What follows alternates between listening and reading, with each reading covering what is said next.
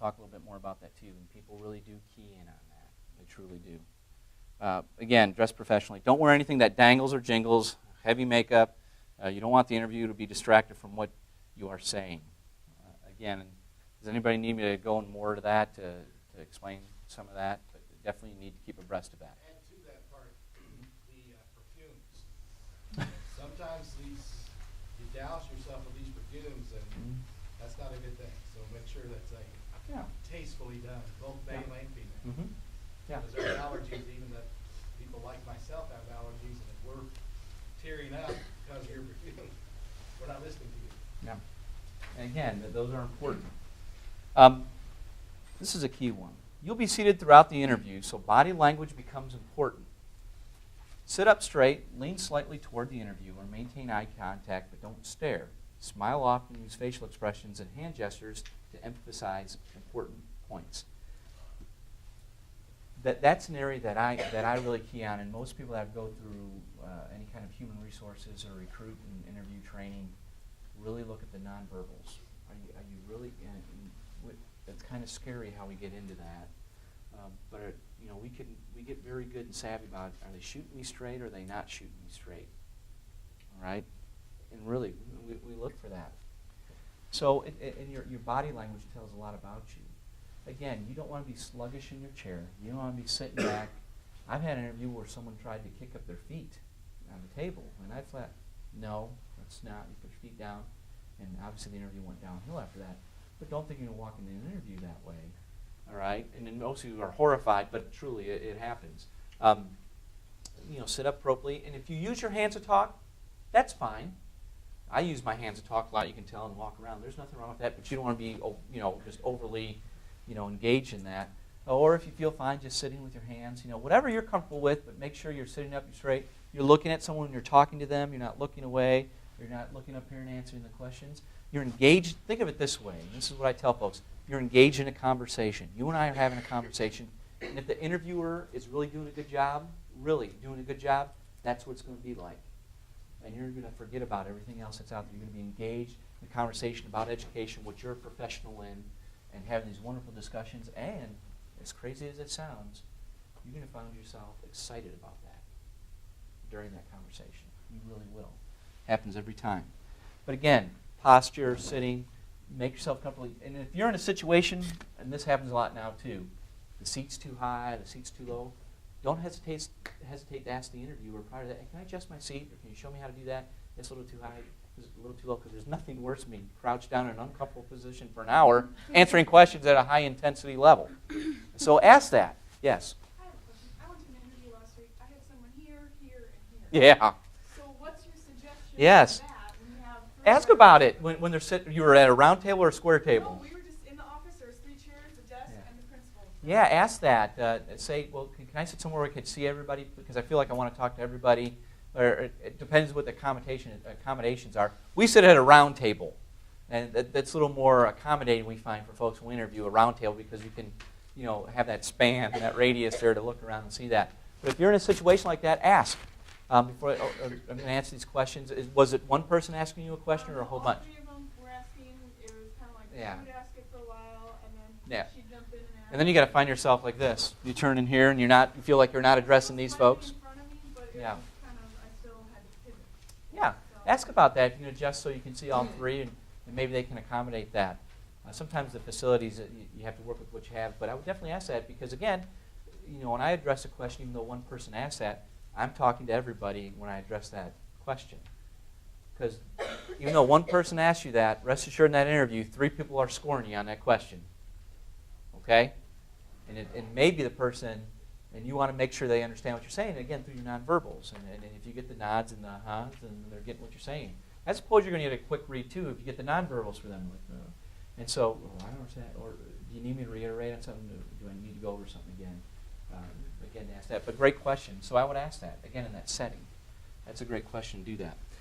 We also, and some interviews will do this, a lot of districts will do this too, we video record all our interviews. Now, we do that via webcam. It's very small. It's back away from the desk. Some people might tape record. And we do that, again, because of our interview process. And that intimidates a lot of people. It truly does. We go over some things with them, but just know that may be there. And you may want to ask that. And when you call that secretary, is the interview video recorded? And ask that question. Again, just so you put yourself at ease when that happens, to know that that's coming. Okay? Yes? Are they required to tell you, though, if Yeah. Oh, yeah. They should tell you. When they turn on the recorder, they should get your consent also, as we do. Do we have your consent to record the interview? Are you comfortable with that? Yes. And they should, we explain why we video record our interviews. We do it for 3 reasons. I tell them, 1, my whole objective when I interview you is to engage you in the interview, to pull the most out of your responses to the questions that I ask. That's what I'm concentrating on. I record because afterwards I'm going to go back then and really concentrate on your responses and score you. So I'm going to score you fairly. We record our interviews, and a lot of districts do too, because we save them on an iDrive where only administrators have access to, along with those web-based applications. So let's say the 2 building administrators can't be there because an issue happened that afternoon. They can watch your interview and score you also. And then interviews in our district are kept for a 12-month period. You go through two screening processes via the application before you even get called in for an interview. So if you get called in for an interview, you're in a candidate pool. So let's say you're in for social science, we record the interview, you didn't get the position. We don't have to call you back in if another social science position opens up 12 months from now. You're already in our candidate pool, and we can pull you back up because it's the same interview. So it markets you better throughout the district, too. So don't be afraid of that technology. It helps you. It truly helps you. And gets your name out there and gets your responses to those questions out there to all the administrators in the district, as opposed to just that one sitting there. And they go back and they have access and they look at those things. Yes? I was recently offered an interview where they requested to come in and actually present a lesson as a student taught. And I kind of wanted your opinion on that. I actually declined that request and offered to let us in a videotape or something. Sure. Because I felt very uncomfortable bringing the school district into. Oh, what was a different district in which your student teaching in? Yes. Yeah, we How declined do you it. feel about that? I thought it was not appropriate, I guess. I don't know, but I didn't know if that is something that's really like getting started, or. I've never had someone request that from the district before, but I know we haven't. If we've had a student teacher in our building, in our district, our administrators are in there already seeing those things. But a visiting school district or an outside school district, I would think you would want to ask your school district and what your student teaching in first. They may have some issue with that. And secondly, if it doesn't make you feel comfortable, then no, I wouldn't. And that's fine. I've rarely heard of a district doing that. But again, it's a hot market out there, and if you're a good candidate, they're going to try what they can to find out most about you. So, but especially if you're student teaching, I think that you may want to check with your supervisors about that too. I felt a little uncomfortable, Yeah. but even with my reply offering other things, it just kind of made it feel like I was making the wrong decision by not letting them come. So. Yeah, well, that tells you a lot too about the organization, then, doesn't it? So you get a lot from that. Good question so far. Another area, be friendly and businesslike.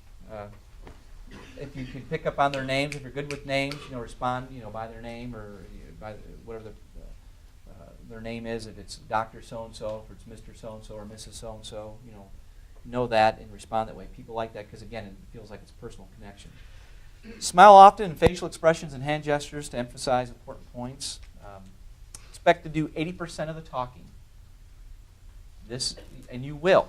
You will do the majority. Again, if it's a good interview, you will, because again, it's about you and what you can offer to the district, right? And pulling from your experience, background, and knowledge base. But again, in doing that, you'll see that the administrator's taking notes or might be doing something. Don't be offended if someone's looking down and writing a note. That means they're describing something that you replied, and they should tell you that up front. But know that happens a lot, that people take notes and write down. So still be engaged and look at them even when they're doing that, or whoever the interview is, a panel interview, do that. But again, it's important because you're going to do 80% of the talking. And if they offer you water, coffee, soda, tea, we do in our interviews, take it. And you may say, no, I don't want any water yet. And I tell you, again, as crazy as it sounds, you can do the coffee if you're a coffee drinker or a tea drinker.